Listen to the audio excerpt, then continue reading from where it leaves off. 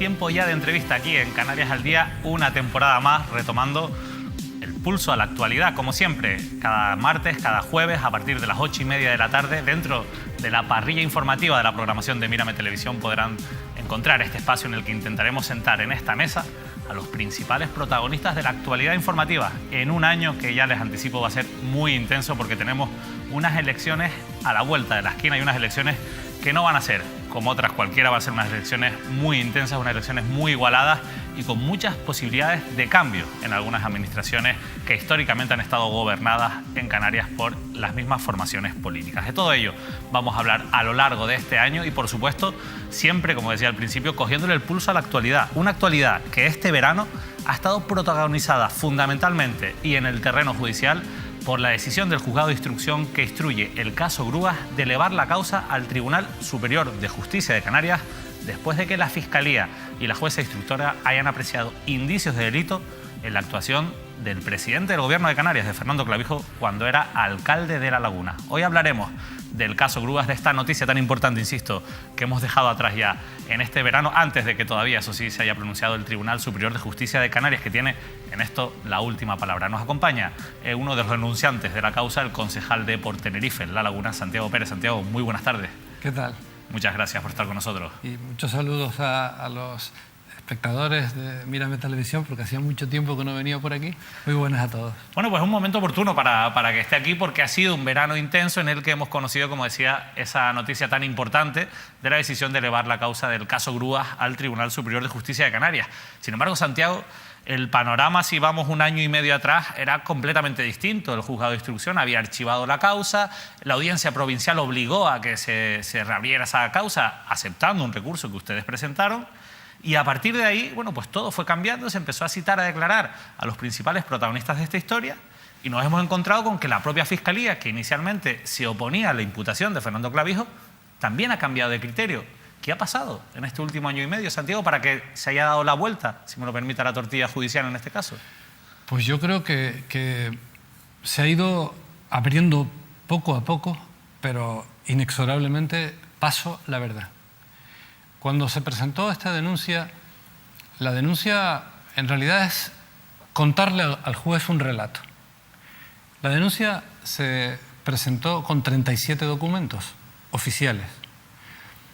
Cuando los concejales que estuvieron en la comisión de investigación, porque yo no estuve, me contaron los documentos que habían obtenido y la información que habían obtenido, pues a mí me dio la sensación clara de que había indicios delictivos.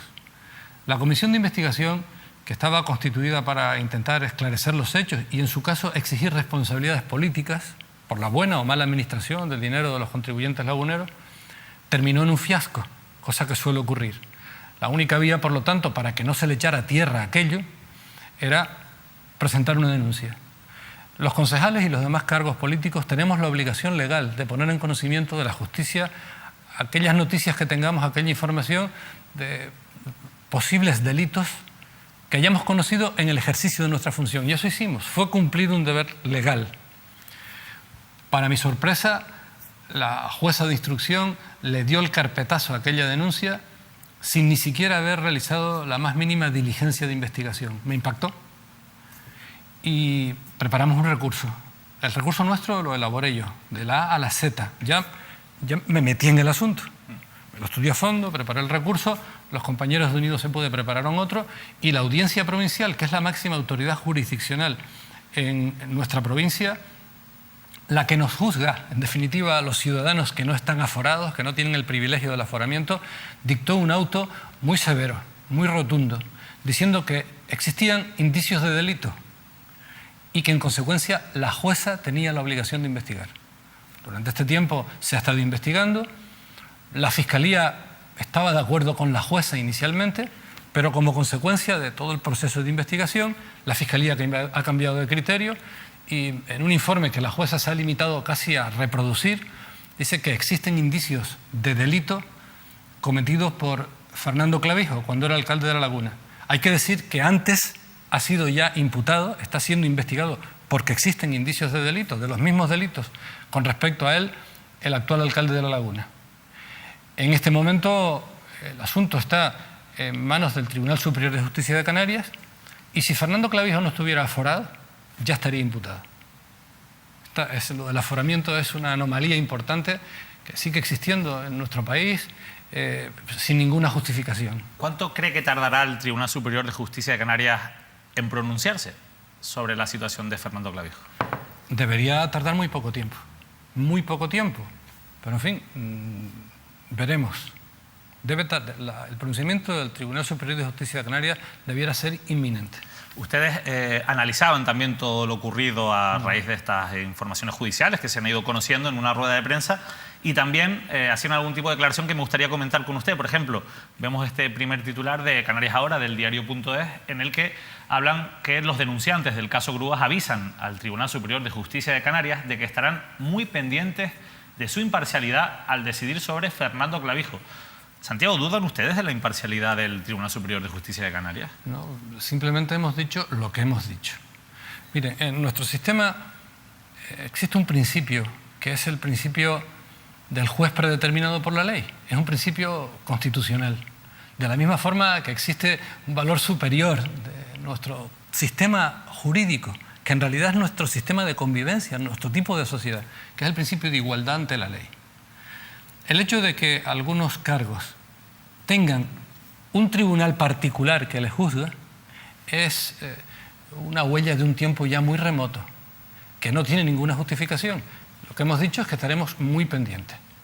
En cualquier caso, en la propia composición del Tribunal Superior de Justicia de Canarias, el presidente, por ejemplo, es una persona que ha desempeñado cargos relevantes en Coalición Canaria y simplemente hemos dicho estaremos pendientes de la imparcialidad. Significa lo que significa. Usted es que además de concejal es profesor de Derecho Constitucional, sabe bastante de lo que habla en esta materia y claro, si uno lee ese titular puede plantearse, Santiago Pérez, que sabe de lo que habla, está poniendo en duda al Tribunal Superior de Justicia de Canarias. Se lo digo porque al final la Constitución, como usted sabe mejor que yo, pues garantiza la independencia de jueces y magistrados.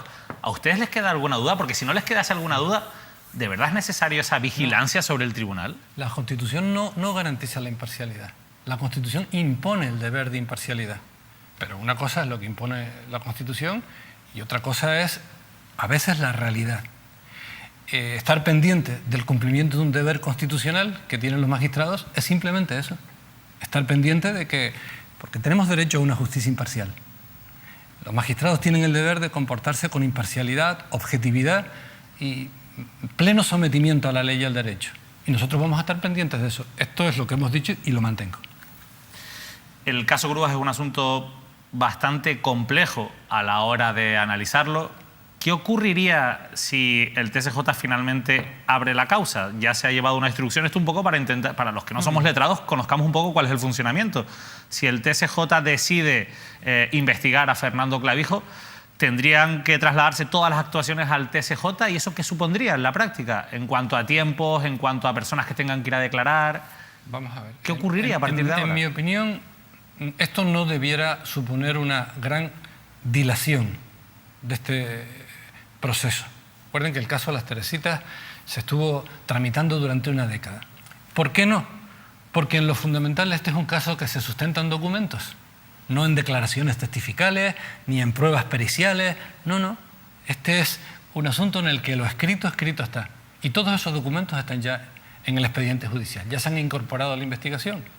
En consecuencia, que el Tribunal Superior de Justicia se haga cargo de este asunto no tiene por qué suponer un aplazamiento, una pérdida de tiempo, y si el tribunal encuentra indicios de delito en Fernando Clavijo, que es lo que han encontrado la fiscala y la jueza, el proceso sigue y debiera culminar con la formulación de acusaciones y la celebración de un juicio oral, en el que Fernando Clavijo y todos los demás tendrán todos los derechos de defensa.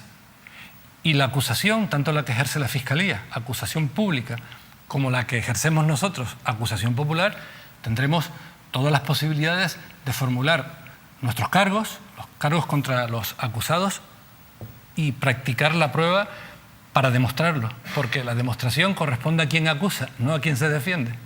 Hay dos cuestiones dentro del expediente del caso Grúas que llaman mucho la atención, que son la concesión de ese préstamo de 120.000 euros a esa empresa que estaba completamente endeudado, con una deuda bastante importante, que se encargaba de la gestión del servicio de recogida de vehículos en el municipio de La Laguna, y la prórroga de ese contrato.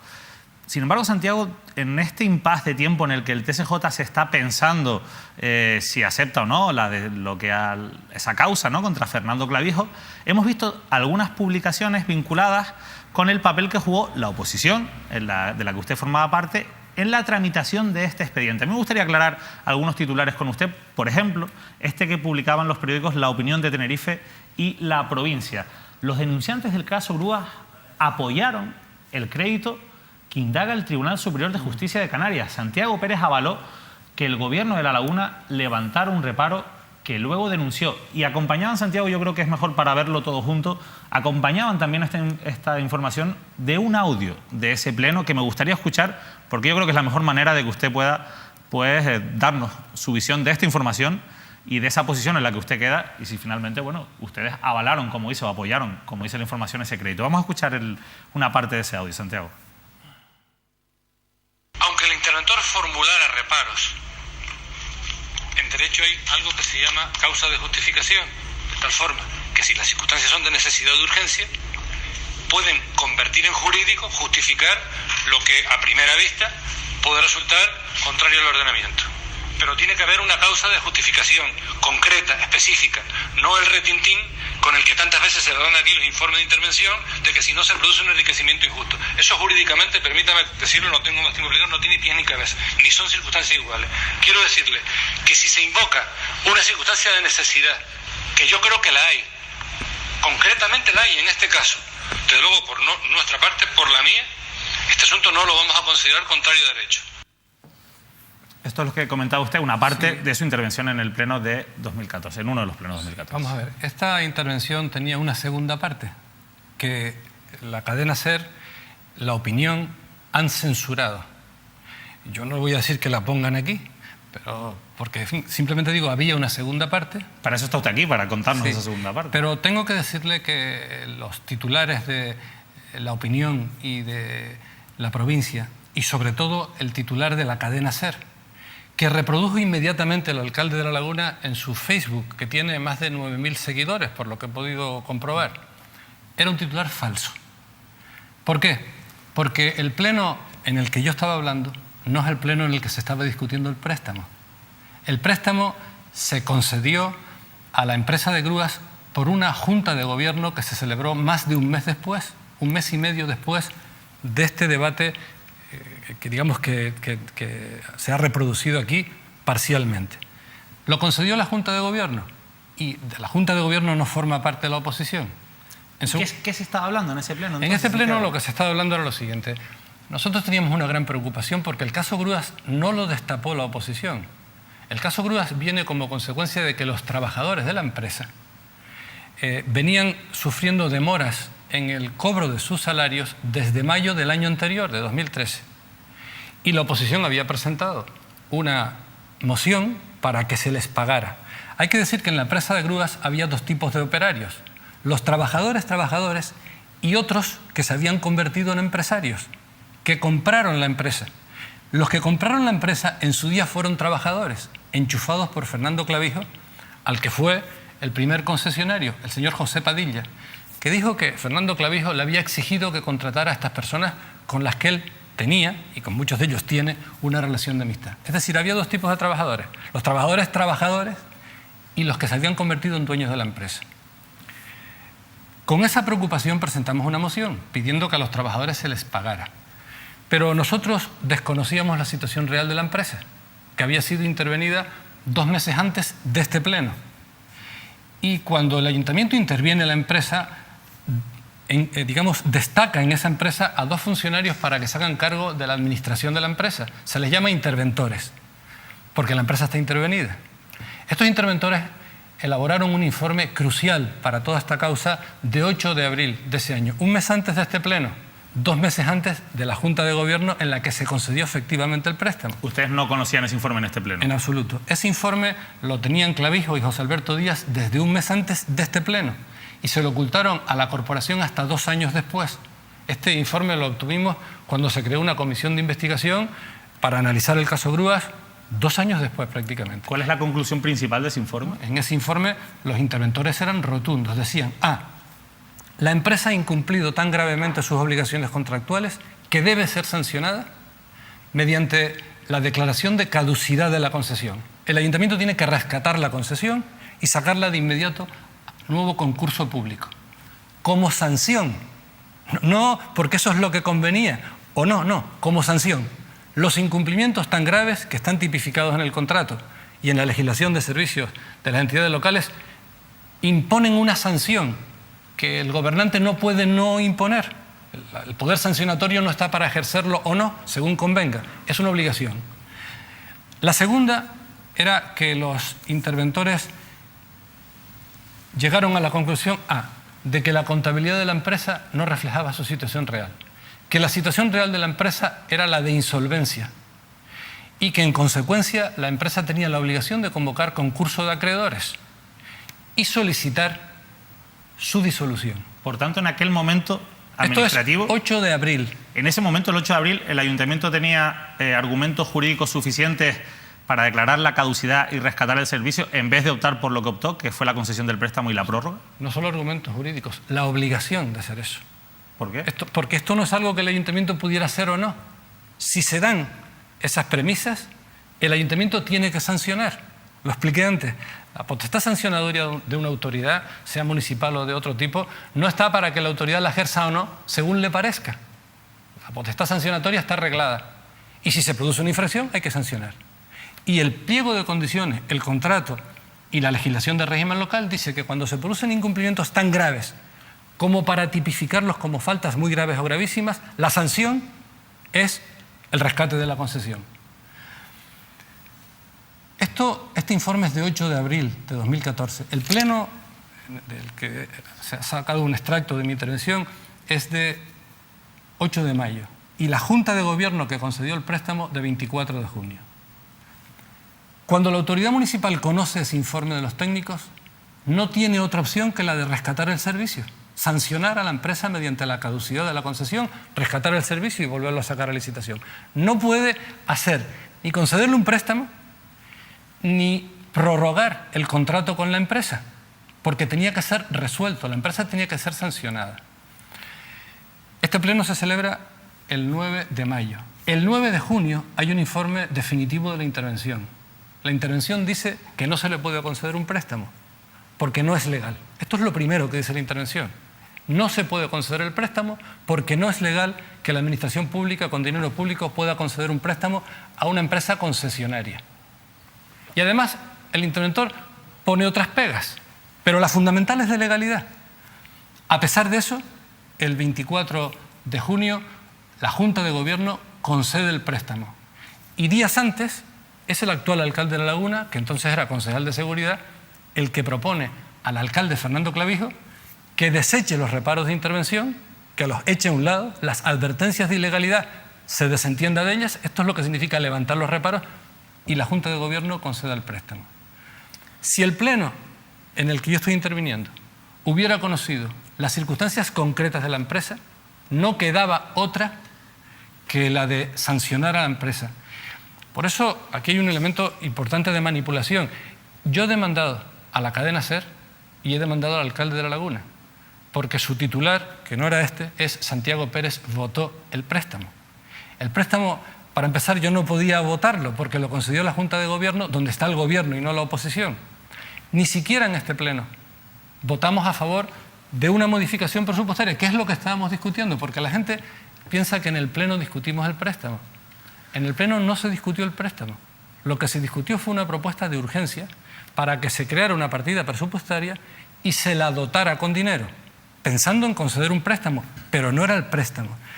Y es evidente que crear una partida presupuestaria y dotarla de dinero ni genera obligaciones para el ayuntamiento, ni genera responsabilidades para nadie. No hemos querido reproducir esos otros titulares de los que usted ha hablado porque sí que es verdad que con una labor de contrastación se puede ver lo que usted acaba de decir, que realmente ese préstamo se aprueba en una junta de gobierno en la que usted no forma parte, por tanto usted no pudo haber votado a favor de la aprobación de ese préstamo. Sin embargo, sí que es verdad que nos parecía importante que se aclarase cuál era la postura que usted mantenía en ese pleno, sobre todo porque la pregunta que nos hacemos muchas personas es si ustedes hubiesen conocido todo lo que se ha conocido después, esos informes de los interventores que se encargaron pues, de la intervención temporal de la empresa o del propio interventor municipal, en aquel momento, en aquel pleno, ¿usted hubiera dicho lo mismo que dijo?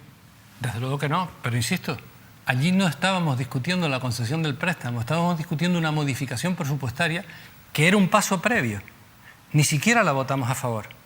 Cuando un concejal apoya algo, lo apoya o lo rechaza o se abstiene con su voto. Ni siquiera la modificación presupuestaria que podía permitir en un cierto tiempo conceder el préstamo si era legal, la votamos a favor. Mire, es un ejemplo como el siguiente. Supóngase usted que yo le propongo al alcalde de La Laguna que en el presupuesto del año que entra incluya una partida, la propongo yo, de 4 millones de euros para arreglar una infraestructura importante del municipio. Y el alcalde de La Laguna, la mayoría, la acepta. Se crea la partida presupuestaria y se la dota con 4 millones. Y después, a la hora de gastar ese dinero, cometen un delito. ¿El responsable soy yo? No. El responsable es el que gasta ese dinero al margen de la ley. Este es el ejemplo típico. Pero ni siquiera este préstamo lo propusimos nosotros, lo puso José Alberto Díaz. Ni siquiera votamos la modificación presupuestaria. Ha habido una manipulación informativa que a mí me ha llevado, ejerciendo el derecho de rectificación, a presentar una demanda contra la cadena SER, a la que, por cierto, a mí como tinerfeño y como oyente de la SER, me resulta casi imposible reconocer a esa emisora como integrante de la cadena SER, porque es un nivel de manipulación pagado por el Gobierno de Canarias verdaderamente impactante. Desde hace mucho tiempo, practican la censura, hablan de mí, jamás me han pedido que intervenga para contrastar, para replicar, me lo han impedido, censura, y manipulan la información. Me parece una vergüenza, pero en fin, tengo años y experiencia como para decir lo que pienso porque lo he hecho siempre, ¿no? En esa intervención que hemos escuchado, que es un extracto de una intervención mucho más larga, en el Pleno sí que entra usted a abordar un asunto que es bastante interesante y que genera mucho debate, y es ¿qué pasa con los reparos de los interventores? Es decir, ¿son letra sagrada que tienen que respetar las administraciones públicas? ¿Hay casos en los que es necesario o puede ser positivo levantar esos reparos? Sobre todo teniendo en cuenta el expediente del caso Grúas, donde se da esa circunstancia, donde el propio Fernando Clavijo levanta reparos del interventor. ¿Por qué los reparos del caso Grúas eran reparos que no tenían que haber sido levantados y sin embargo existen otros reparos que, en su opinión, por lo que usted dijo en ese pleno, sí que se pueden levantar? Vamos a ver. Lo que hace la intervención general en cualquier entidad, en los ayuntamientos o en el Estado o en la comunidad autónoma, el interventor es un funcionario que debe ser independiente, debe dotársele de independencia y su misión es controlar previamente la legalidad, lo que se va a hacer. Es un control previo de legalidad. Y cuando el interventor formula un reparo, que parece que es un lenguaje un poco extraño, lo que está es advirtiendo de que lo que se va a hacer es ilegal. Una decisión que según la intervención puede ser ilegal, puede tomarse si existe una causa de justificación. Pero la causa de justificación tiene que ser muy precisa. Yo estaba haciendo en ese pleno una consideración general, como suelo hacer frecuentemente, de tipo conceptual. Si el ayuntamiento hubiera sabido, si nosotros hubiéramos sabido el estado real de la empresa de los amigos de Clavijo, tal y como quedaba reflejado en el informe de un mes antes de ese pleno, que estaba escondido, era evidente que la causa de justificación no podía invocarse. Porque la única causa de justificación hubiera sido un estado de necesidad de los trabajadores. Pero en este asunto había muchas ilegalidades de por medio, había una situación de insolvencia de la empresa, había incumplimientos muy graves. Claro, en esa circunstancia la advertencia de ilegalidad no se puede remover. Ese es el caso concreto. Vamos a ver, la causa de justificación existe en todo nuestro sistema jurídico. Si yo mato a una persona, estoy cometiendo un acto ilegal, pero si lo hago en legítima defensa, no. Causa de justificación. No hay mayor ilegalidad que esa. A raíz de todo esto también, Fernando Clavijo decidió comparecer en el Parlamento de Canarias. A mí me gustaría preguntarle un breve análisis, si puede ser, Santiago, de las cosas que vino a decir Fernando Clavijo, que entre otras cuestiones aseguró que esto era una cuestión meramente administrativa y aseguró que todo el expediente pues, se había hecho conforme a la legalidad vigente. También es verdad, Santiago, que hay una cuestión que llama mucho la atención, no solo en este caso concreto, sino en general, ¿no? Y es como a veces se intentan mezclar la responsabilidad jurídica, que va por un plano, y la responsabilidad política, que va por otra. ¿Usted cree, y así aprovecho y me analiza la intervención de Fernando Clavijo, que su comparecencia es suficiente para asumir su responsabilidad política ante el Parlamento en este asunto? La asunción de una responsabilidad política, si es grave, es dimitir. La comisión de investigación en el Ayuntamiento se constituyó para estudiar el caso y ver si existían responsabilidades políticas. Pero terminó en un fiasco. Lo que hizo Fernando Clavijo ante el Parlamento es mentir. Primero, él dice que el interventor se ha opuesto al préstamo por motivos de importancia secundaria. No, el interventor se ha opuesto al préstamo porque no era legal concederlo. Primera cuestión. Segunda cuestión. Fernando Clavijo trata de concentrar toda su defensa en el préstamo, pero es que después del préstamo hay otra decisión mucho más grave, la de prorrogar el contrato por 5 años más, que puede ser hasta por 15 años más, a una empresa a la que habría que haberla sancionado con la caducidad de la concesión, el rescate del servicio y sacarlo de nuevo a licitación. Esta es la decisión más importante. Y Fernando Clavijo trata de ocultarla. Yo le voy a decir algo.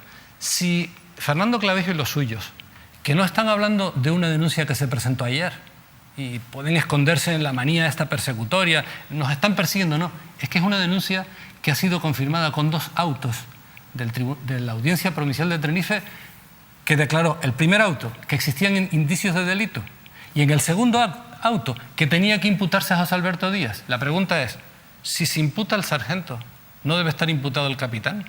Si se imputa a Antonio Pérez Odiño, que era soldado en esta compañía, ¿no tiene que estar imputado el capitán, que era el verdadero director de orquesta?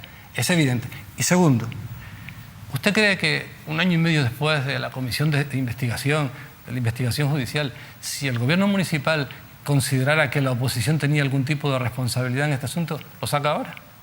¿Usted no se dan cuenta que es un ejercicio constante de faltarle el respeto a la inteligencia de los canarios? A Fernando Clavijo se le está cerrando el cerco judicial y está actuando con una falta de respeto a la inteligencia de la gente. Le voy a decir una cosa. ¿El caso Grúas es el caso de corrupción más grave que ha habido? No. ¿Puede ser constitutivo de varios delitos? Sí, y no lo digo yo solo, ni lo decimos los denunciantes. Lo dice la Audiencia Provincial de Tenerife en 2 autos, en 2 resoluciones judiciales muy consistentemente motivadas. ¿Pueden ser los autores de esos delitos como autores Fernando Clavijo, el alcalde de Laguna, y en menor medida Pérez Odiño? Sí. Cuando han salido Fernando Clavijo y el alcalde de Laguna a intentar echarse las culpas el uno al otro, o a los funcionarios o a todos, dicen, pero ¿cómo se nos va a investigar si no hemos dictado ningún decreto? Miren, en el Código Penal se establece que se puede ser autor por inducción o por cooperación necesaria. Los inductores o cooperadores necesarios no son cómplices, son autores.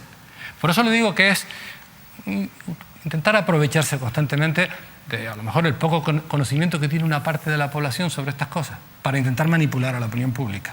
Y esto lo hacen con el apoyo de una orquesta de medios informativos a los que subvencionan con dinero público, con dinero de los contribuyentes.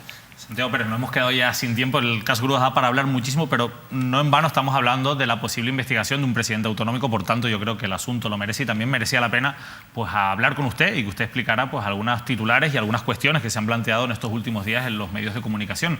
Yo le doy las gracias por estar aquí, por habernos acompañado en estos 25 minutos de entrevista que tenemos 2 veces a la semana, y le agradezco, y eso sí, le invitaré más adelante, ojalá que también podamos entrevistar en esta mesa a Fernando Clavijo para hablar del caso Grúas, o el propio alcalde, José Alberto Díaz, que son 2 de las personas que están implicadas en este expediente, pero le invitaré también a usted más adelante para, bueno, cuando este asunto se resuelva, también poder pues, sacar las conclusiones que sean necesarias. Muchísimas gracias, Santiago. A ustedes por invitarme. Santiago Pérez, concejal y uno de los denunciantes del llamado caso Grúas, que va a seguir dando, sin duda, muchos titulares a lo largo de este año y además en un año de víspera electoral. Veremos qué ocurre con esta situación judicial y también si además de esa responsabilidad en los juzgados se tiene alguna responsabilidad política para las personas implicadas o no en este expediente. Nosotros nos vamos, volvemos, eso sí, el próximo jueves a partir de las 8:30 de la tarde. No se pierdan y sigan con nosotros el pulso de la actualidad.